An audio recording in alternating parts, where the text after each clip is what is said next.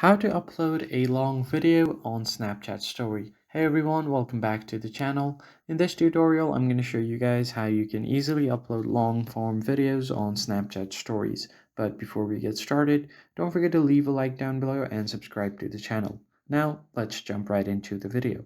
The very first thing you're going to have to do is open up your Snapchat, and from here you just want to head over to your memories or the profile section.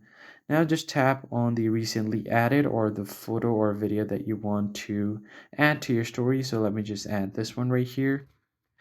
And once you have done that, what Snapchat will do is it will automatically part the video in different sections so that it won't be a long video. So it will be divided into different parts. So if you just tap on story like this, as you can see, the video will automatically be sent to your story, and you don't even have to do anything. Your story will automatically be divided into different parts.